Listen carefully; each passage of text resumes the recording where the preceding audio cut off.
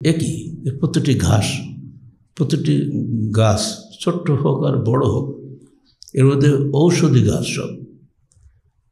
আর এই গাছগুলো আল্লাহ পাক সৃষ্টি করেছেন মানুষের কল্যাণের জন্য। আর আমি তাই পা দিয়ে জুতো দিয়ে মারিয়ে যাব? আমি নিজে একজন বিজ্ঞানী, আমার পক্ষে সম্ভব নয়। বিজ্ঞানী হওয়া ব্যতীত কোরআন এবং সুন্নাহর ইলম সঠিকভাবে জানা সম্ভব নয়। উত্তর বিজ্ঞানীরা এখন দিচ্ছে, নিরক্ষর আরবরা এগুলো জানতো না, নিরক্ষর নবীও জানতেন না। তাহলে তিনি পেলেন কোথায়? যদি আল্লাহর পক্ষ থেকে আয়াত নাজিল না হতো, এই ধরনের বৈজ্ঞানিক আয়াত তিনি বলতে পারতেন না। ছোট্ট বাচ্চা জন্মগ্রহণ করল, তারপর আস্তে আস্তে বড় হচ্ছে, এক পর্যায়ে 3.5 হাত দেহধারী মানুষ হয়ে গেল, কেউ লম্বা করল। আহলে হাদিস আন্দোলন বাংলাদেশ, আসুন পবিত্র কুরআন ও সহিহ হাদিসের আলোকে জীবন গড়ি। আলহামদুলিল্লাহ, আলহামদুলিল্লাহ রাব্বিল আলামিন আর রহমানির রহিম মালিকি ইয়াউমিদ্দিন। ইয়া আইয়ুহাল্লাযীনা আমানুত্তাকুল্লাহ হাক্কা তুকাতিহি ওয়া লা তামুতুন্না ইল্লা ওয়া আনতুম মুসলিমুন। يا أيها الناس اتقوا ربكم الذي خلقكم من نفس واحدة وخلق منها زوجها وبث منهما رجالا كثيرا ونساء واتقوا الله الذي تساءلون به والأرحام إن الله كان عليكم رقيبا. يا أيها الذين آمنوا اتقوا الله وقولوا قولا سديدا يصلح لكم أعمالكم ويغفر لكم ذنوبكم ومن يطع الله ورسوله فقد فاز فوزا عظيما. أما بعد فقد قال الله تعالى في الكلام المجيد: فأعوذ بالله السميع العليم من الشيطان الرجيم. بسم الله الرحمن الرحيم. يا أيها الناس اعبدوا ربكم الذي خلقكم من نفس واحدة. يا أيها الناس اعبدوا ربكم الذي خلقكم والذين من قبلكم لعلكم تتقون. الذي جعل لكم الأرض فراشا والسماء بناء وأنزل من السماء ماء فأخرج به من الثمرات رزقا لكم فلا تجعلوا لله أندادا وأنتم تعلمون. সূরা বাকারা 21-22 আয়াত। যাবতীয় হামদ ও সানা আল্লাহ রাব্বুল আলামিনের জন্য এবং যাবতীয় দুরূদ ও সালাত তার শেষ নবী মুহাম্মদ রাসূলুল্লাহ সাল্লাল্লাহু আলাইহি ওয়াসাল্লামের জন্য। সূরা বাকারা কোরআনের সবচেয়ে বড় আয়াত, বড় সূরা। আহকাম সমৃদ্ধ এই সূরাটি মধ্যে 281 আয়াতটি কোরআনের সর্বশেষ আয়াত।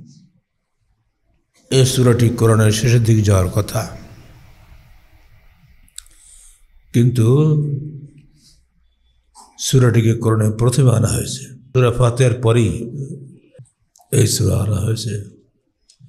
এই সূরার 21-22 আয়াতে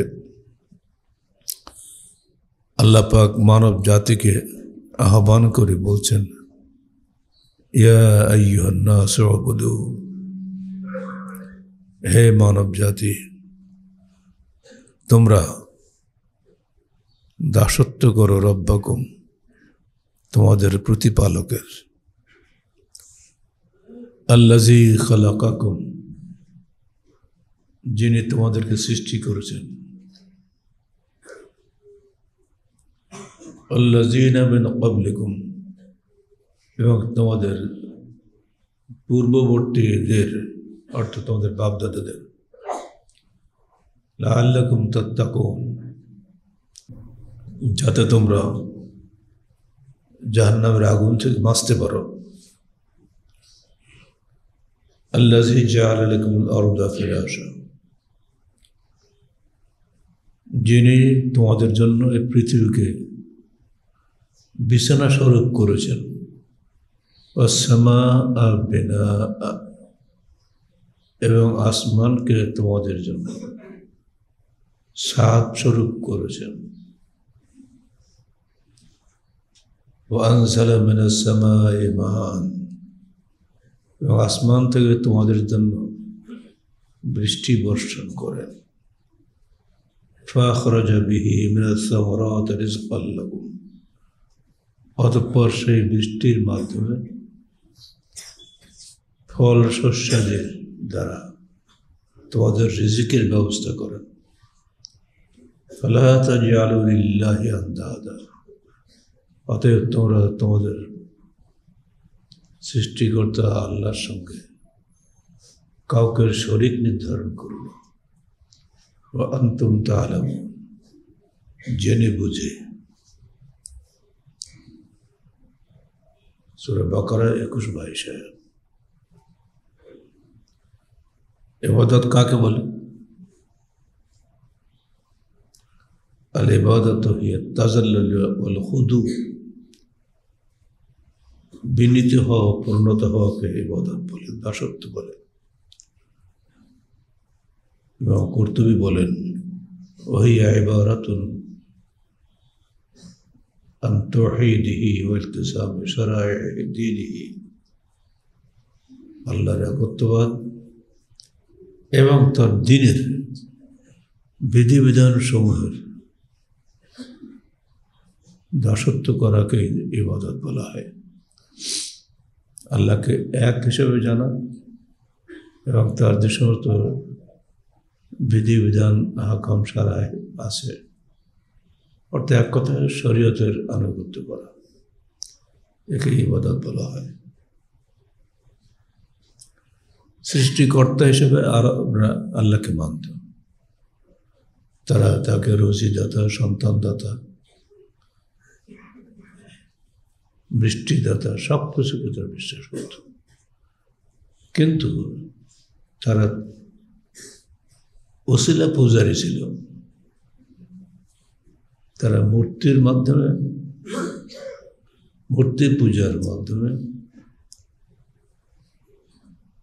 নক্ষত্র পূজার মাধ্যমে আল্লাহর নৈকট্য কামনা করত। এটা ইব্রাহিমের যুগেও ছিল। ইব্রাহিমের অনুসারী হওয়ার দাবিদার কুরাইশদের মধ্যেও ছিল। আল্লাহ রসুল যখন তাদেরকে বললেন, কুলু লা ইলাহা ইল্লাল্লাহ তুফলিহু, ওহদ পাহাড়ের উপরে গিয়ে, সাফা পাহাড়ের উপরে দাঁড়িয়ে যখন তিনি কুরাইশদের আহ্বান করলেন, কুলু লা ইলাহা ইল্লাল্লাহ, তোমরা বললো আল্লাহর ব্যতীত কোনো উপাস্য নেই, তুফলিহু, তাহলে তোমরা সফল কাম পাবে। তখন তারা বলেছিল, মা না'বুদুহুম ইল্লা লিয়ুকাররিবুনা ইলাল্লাহি যুলফা, আমরা মূর্তি পূজা করি না, এই জন্য করি যে ওরা আমাদেরকে আল্লাহর নিকটে পৌঁছে দেবে। ওদেরকে আমরা আল্লাহ মনে করি না,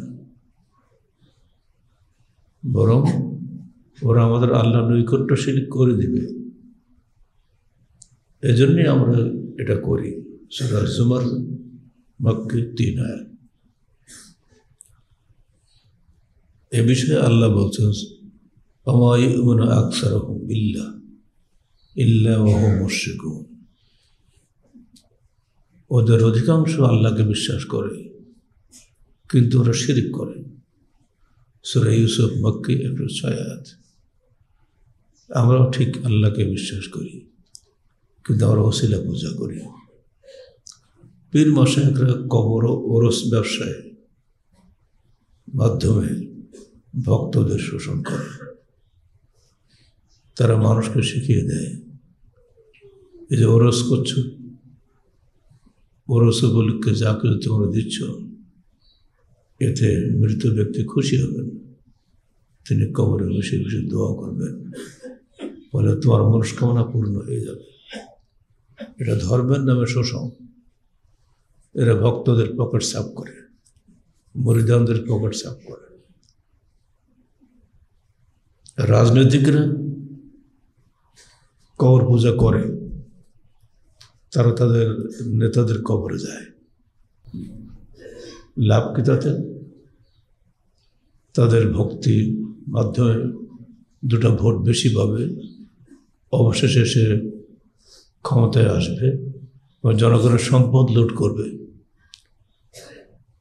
ওরস ব্যবসায়ীরা ভক্তদের পকেট সাফ করে, আর রাজনীতি ব্যবসায়ীরা দেশের সম্পদ লুট করে। উভয় দলের লোকেরা জাহান্নামী হবে। ওয়াইন সামা ওয়াসাল্লাহ ওয়া জামা আন্নাহু মুসলিমুন, রাওয়াহু আহমদ ওয়া তিরমিজি বিসনাদিন সহিহ। যদিও সে সিয়াম পালন করে, সালাত আদায় করে, ধারণা করে যে সে একজন মুসলিম। মিশকাত 3694 নম্বর হাদিস, তিরমিজি আহমদ শব্দে রয়েছে। এরপরে আল্লাহ পাক দলিল দিচ্ছেন, আমি কেন তোমাদের সৃষ্টিকর্তা তার বড় প্রমাণ এই, আল্লাযী জাআলা লাকুমুল আরদা ফিরাশা, যিনি তোমাদের জন্য এই জমিনকে করেছেন বিছানা সদৃশ। সামা বিনা, আসমানকে সাত সদৃশ। ওয়ানজালা মিনাস সামাই মাআন, এবং তিনি আসমান থেকে তোমাদের জন্য পানি বা বৃষ্টি বর্ষণ করেন। ফাআখরাজা বিহি মিনাস সামারাতি রিজকান লাকুম, অতঃপর ওই বৃষ্টির মাধ্যমে তোমাদেরকে ফল শস্যাদির মাধ্যমে রিজিক প্রদান করেন। ফালা তাজআলু লিল্লাহি আনদাদা, অতএব তোমরা আল্লাহর সঙ্গে অন্য কাউকে শরীক করো না। ওয়া আনতুম তা'লামুন, জেনে শুনে। সূরা বাকারা 22। হযরত আব্দুল্লাহ ইবনে আব্বাস বলেন, আকাশ ও পৃথিবী প্রথমে এক ছিল, অতঃপর তিনি উভয়ের বন্ধাত্ব দূর করে দেন। দলিল হিসেবে আল্লাহ বলছেন, আওয়ালাম ইয়ারাল্লাযীনা কাফারু আন্নাস সামাওয়াতি ওয়াল আরদা কানাতা রাতকান ফাফাতাকনাহুমা ওয়া জাআলনা মিনাল মাই কুল্লা শাইইন হাইয়্যিন আফালা ইউমিনুন। সূরা আম্বিয়া মাক্কি 30 আয়াত। আওয়ালাম ইয়ারাল্লাযীনা কাফারু, অবিশ্বাসীরা কি দেখে না যে আসমান সমূহ এবং জমিন কানাতা রাতকান, দুটো একত্রিত ছিল।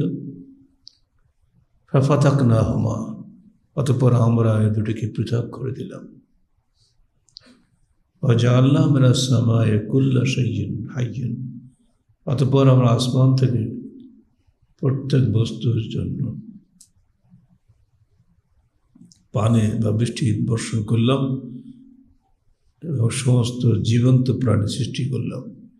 আফালা ইউমিনুন, এরপরও কি তারা বিশ্বাস স্থাপন করবে না? এই ছোট্ট একটি আয়াতের মধ্যেই বৈজ্ঞানিকদের যে বহু বিস্তৃত বিগ ব্যাং, মহাবিস্ফোরণ যে তত্ত্ব, তো দলিল কিন্তু এখানেই পাওয়া যায়। বিজ্ঞানীরা কোরআন পড়েনি, পড়লে অনেক আগেই এগুলো পেয়ে যেত। এতদিনে গবেষণার কোনো প্রয়োজন ছিল না। উক্ত বৈজ্ঞানিক আয়াতটি সৌরজগৎ ও প্রাণী জগতের রহস্য উন্মোচন করেছে।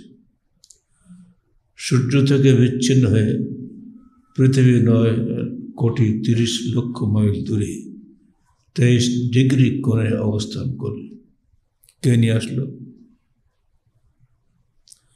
এগুলো? উত্তর বিজ্ঞানীরা এখন দিচ্ছে। নিরক্ষর আরবরা এগুলো জানত না, নিরক্ষর নবীও জানতেন না। তাহলে তিনি পেলেন কোথায়? যদি আল্লাহর পক্ষ থেকে আয়াত নাজিল না হতো, এই ধরনের বৈজ্ঞানিক আয়াত তিনি বলতে পারতেন না।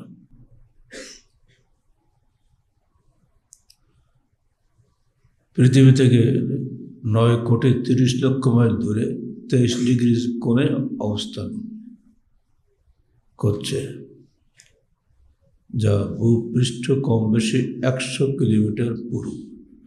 আমরা যে পৃথিবীতে বসবাস করছি, এই ভূপৃষ্ঠটা কমলার খোসার মতো।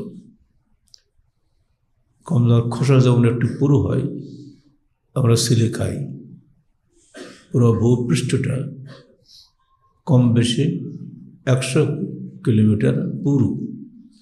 আর একে আল্লাহ এমনভাবে সৃষ্টি করেছেন যে এর বুকে অ্যাটম বোম, হাইড্রোজেন বোম, কত যে বোমা বাস্ট হলো, পৃথিবীর কিছুই হয় না। পৃথিবী থেকে সূর্য 13 লক্ষ গুণ বড়, কম নয়।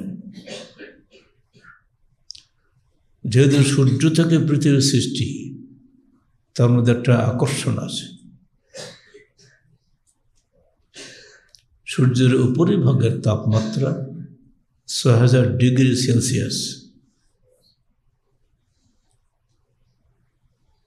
যার 200 কোটি ভাগের 1 ভাগ মাত্র পৃথিবীতে পড়ে। সূর্যের আকর্ষণে 6600 বিলিয়ন টন ওজনের এই পৃথিবী ঝুলে আছে।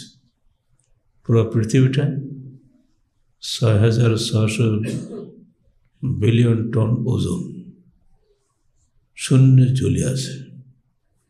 এগুলো যদি কোরআন না বলতো আমরা কিছুই বুঝতাম না।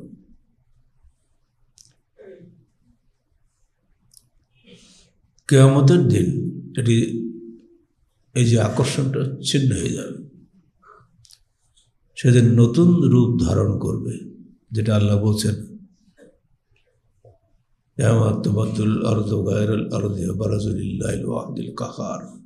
সূরা ইব্রাহিম মক্কি 48। যেদিন পুরা পৃথিবী পরিবর্তিত হয়ে নতুন পৃথিবীতে রূপান্তরিত হবে, সেদিন মহাপ্রতাপান্বিত আল্লাহ বিচার আসনে বসবেন। এই যে পৃথিবী পরিবর্তন হয়ে যাবে, এ কথাটা কোরআন আমাদেরকে বলে দিয়েছে।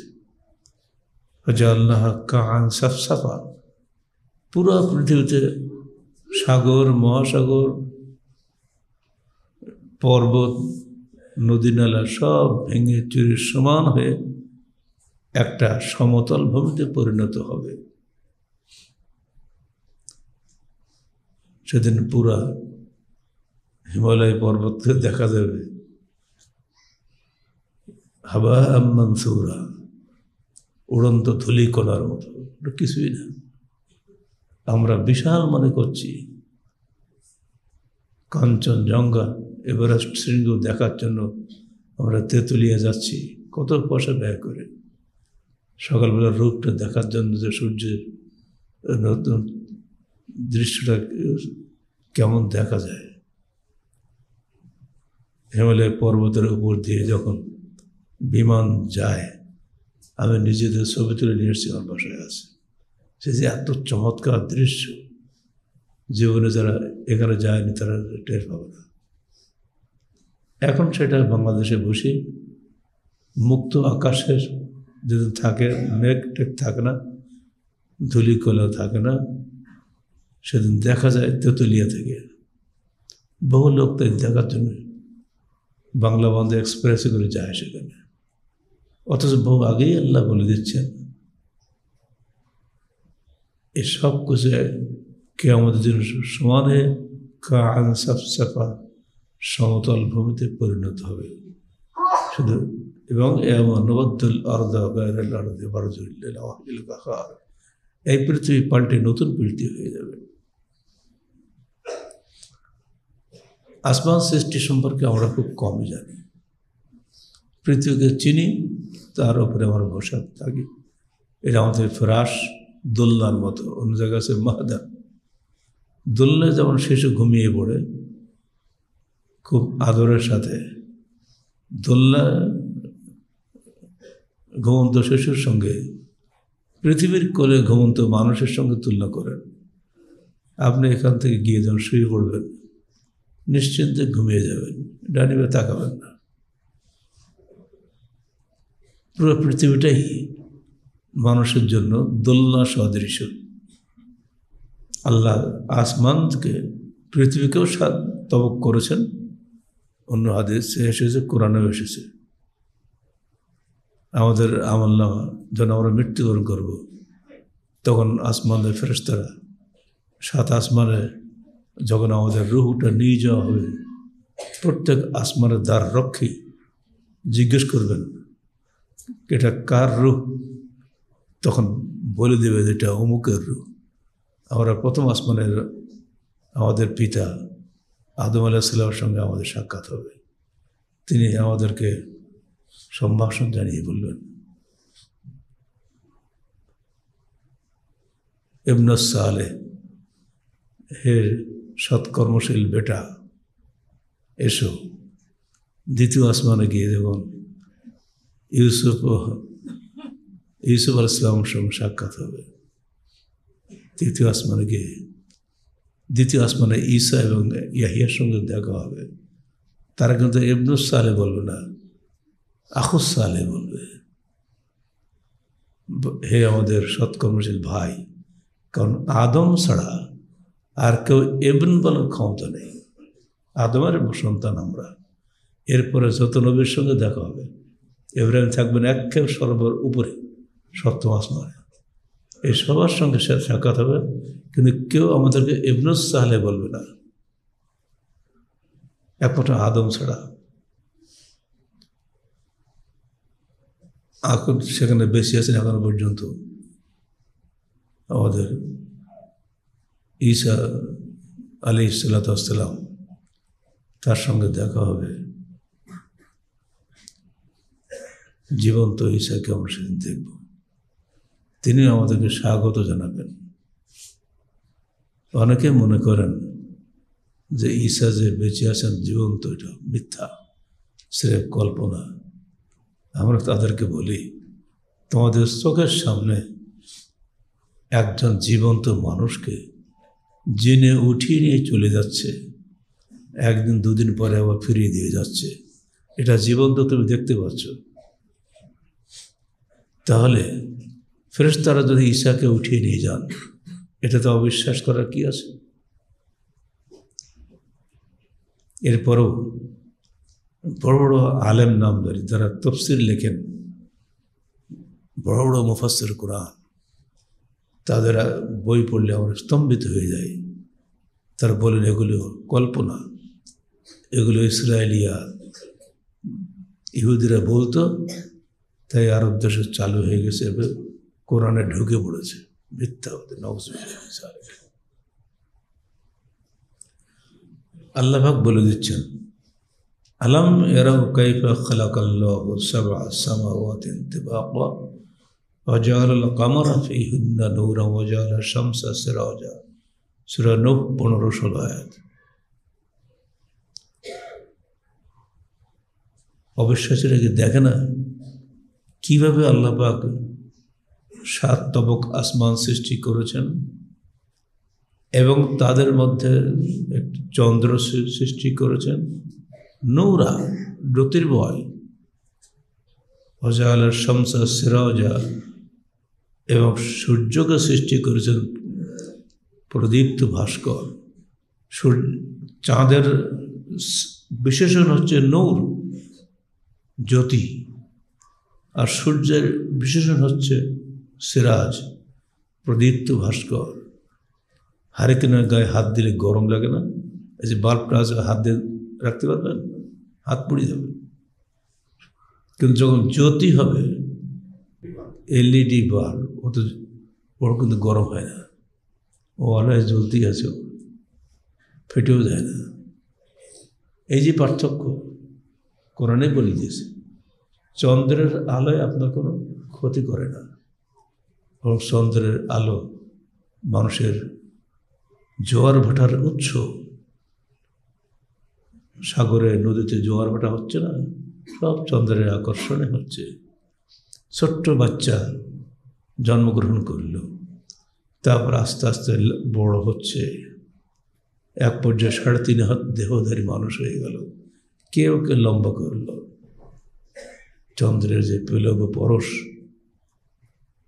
আস্তে আস্তে এমনি করে আল্লাহ পাক মানুষকে বৃদ্ধি করেন। শুধু তাই না, আপনি খেতে যে বীজ বপন করলেন, আপনি খালি ঢেকে দিলেন, বীজটা পানিতে ছিটিয়ে দেওয়ার পরে মই দিয়ে যে আপনি টান দেন না, তার মানে কি আপনি বীজগুলো মাটির তলে গোপন করে দিচ্ছেন। কাফেরকে কেন কাফের বলে? যে কাফেররা সত্য গোপন করে। আর চাষিকেও আরবিতে কাফের বলে।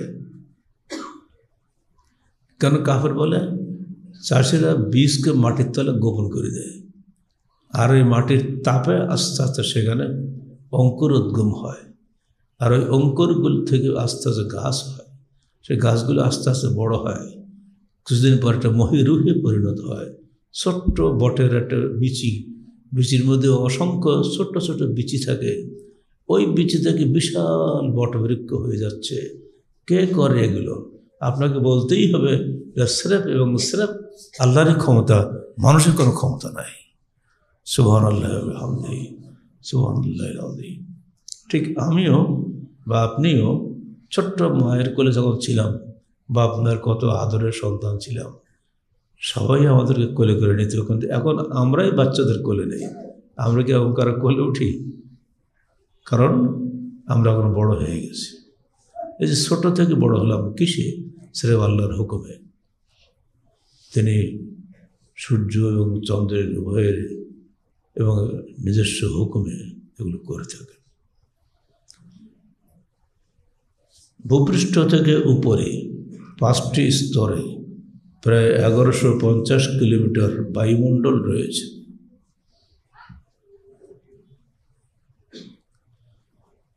যা পৃথিবীর জন্য নিরাপত্তা প্রাচীর বা প্রোটেকশন শিল্ড হিসেবে বিরাজ করছে, যা সূর্যের অতিবেগুনি রশ্মি থেকে প্রাণী জগৎকে রক্ষা করে। আম্বিয়া সূরা 32 আয়াতে এসেছে সাকফান মাহফুজা, সুরক্ষিত ছাদ। আকাশ আমাদের জন্য সুরক্ষিত ছাদ। সেখানে প্রতি সেকেন্ডে 6 থেকে 40 মাইল বেগে পৃথিবীতে উল্কাপাত হচ্ছে। যদি ওই উল্কা পৃথিবীতে এসে পড়ত, পৃথিবী ধ্বংস হয়ে যেত। কিন্তু ওই যে 30 কিলোমিটার প্রোটেকশন শিল্ড আছে, যাকে বলা হয় ওজোন স্তর, এইখানে এসে ওই ভীষণ বেগে ধাবিত হওয়া উল্কাগুলো মিলে যায়, মাটিতে পড়ে না। এজন্যই আমরা বেঁচে আছি, আমরা কেউ ধ্বংস হয়নি। বলুন সুবহানাল্লাহ ওয়া বিহামদিহি, সুবহানাল্লাহিল আযীম। এই যে বৈজ্ঞানিক আয়াতগুলো আমরা কোনোদিনই কল্পনা করিনি। এখন আধুনিক বিজ্ঞান কোরআনের প্রতিটি আয়াতের উপরে যে সমস্ত বৈজ্ঞানিক তথ্য বের করে দিচ্ছে, এতে দিন দিন আমাদের নিরক্ষর নবী মুহাম্মদ রাসূলুল্লাহর সত্যতা প্রমাণিত হচ্ছে। তিনি এসব পেলেন কোথায়? আজকের বিজ্ঞান 1500 বছর পরে যা সন্ধান পাচ্ছে, সেদিন তিনি এইসব আয়াত কোথায় পেলেন, কীভাবে এলো? এগুলিকে আমরা চিন্তা করব না? মুসলিম উম্মাহ মানুষের জন্য খায়রে উম্মত হিসেবে এসেছে। আল্লাহ বলছেন কুনতুম খায়রা উম্মাতিন উখরিজাত লিন-নাস, তোমরা এসেছো, তোমাদের উদ্যোগ ঘটানো হয়েছে শ্রেষ্ঠ উম্মত হিসেবে। আমাদের কি কর্তব্য ছিল না এগুলো বিষয়ে গবেষণা করা? আমরা বিজ্ঞান পড়ি, সায়েন্স আছে, সব কিছু মাদ্রাসায়, কলেজে, ইউনিভার্সিটিতে সায়েন্স আছে, সবই আছে। কী সায়েন্স সেখানে পড়ায় যে একটা ব্লেড বানাতে পারে না, কী যে পড়ায়, কী বিএসসি হচ্ছে সব, বিএসসি এমএসসি সব, আর সেখানকার যে সিলেবাস, বস্তুবাদী সিলেবাস, সেখানকার সিলেবাসে আল্লাহর উলুহিয়াত প্রমাণের জন্য কোনো ব্যবস্থা নাই। থাকলে আমাদের চেহারায় বিজ্ঞানের মাধ্যমে কোরআনের সত্যতা আমাদের সামনে তুলে ধরতে পারত। এমনি করে ছড়িয়ে ছিটিয়ে আছে আসমানে জমিনে অসংখ্য আল্লাহর নিদর্শন। আল্লাহ পাক বলছেন, আসমান জমিনে কত অসংখ্য দৃষ্টান্ত রয়েছে আমার, অহম অথচ মানুষ সেগুলোকে এড়িয়ে চলছে। এমন রুনা আলাইহা, তার উপর দিয়ে মানুষ হেঁটে যাচ্ছে, কিন্তু সে একবার ভাবে না যে আমি কোথা দিয়ে হাঁটছি, এই পৃথিবীর মালিককে, এই মাটির মালিককে। বহু পূর্বে একটা তথ্য দেখছিলাম পত্রিকায়, আমরা একবার সুন্দরবন সফরে গেছিলাম কয়েক বছর আগে। সেখানে কটকা বলে একটা জায়গা আছে, তার ওপর পাশেই বঙ্গোপসাগর। তো সেখান দিয়ে পায়ে হেঁটে যেতে হয় আর একটা স্পটে যাওয়ার জন্য। তো আমাদের যে গাইড ছিল আমাদের লঞ্চের, তিনি বললেন যে স্যার, এইখানে এসে ওই ভদ্রলোক আর আগায়নি। বলে কেন? একই, প্রতিটি ঘাস, প্রতিটি গাছ ছোট্ট হোক আর বড় হোক, এর মধ্যে ঔষধি গাছ সব। আর এই গাছগুলো আল্লাহ পাক সৃষ্টি করেছেন মানুষের কল্যাণের জন্য। আর আমি তাই পা দিয়ে জুতো দিয়ে মারিয়ে যাব? আমি নিজে একজন বিজ্ঞানী, আমার পক্ষে সম্ভব নয়। আমি এইটুকু দেখেই আমি এখান থেকে ফিরে যাব, আমি আর সামনে আগাতে পারবো না। সেখানে তো মুসলমান না, কিন্তু এইটুকু দেখেই তার মধ্যে এমন ঈমান এসে গেছে। বাংলাদেশ তো সোনার দেশ, এত কিছু বিজ্ঞান এখানে আছে, এখানকার মানুষ কিছুই জানে না। কামিন আয়াতিন ফিল সামাওয়াতি ওয়াল আরদি ইয়ামুররুনা আলাইহা ওয়া হুম ইয়ারজুকুন। আসমান ও জমিনে কত অসংখ্য নিদর্শন লুকিয়ে আছে, অথচ মানুষ হলে এড়িয়ে যায়। কোরআনে সূরা ইউসুফ 105 আয়াতে আল্লাহ পাক আগে কথা বলে দিয়েছেন, এটা কি মুসলমানের কোরআন পড়ে না? উনি আর সামনে যাননি, লঞ্চ ফিরিয়ে খুলনা চলে আসছেন। উনি বললেন, আমরা যেসব দেশে বসবাস করি খালি বালি আর মাটি, কোনো তথ্য নাই, কিছুই নেই, গাছপালা খুঁজে পাওয়া যায় না। সৌদি আরব তো বিশাল দেশ, একেবারে ভারতের মতো, খালি বালি আর বালি। কিন্তু বাংলাদেশ যদিও ছোট দেশ, কিন্তু এখানে আল্লাহর অসংখ্য নিদর্শন লুকিয়ে আছে।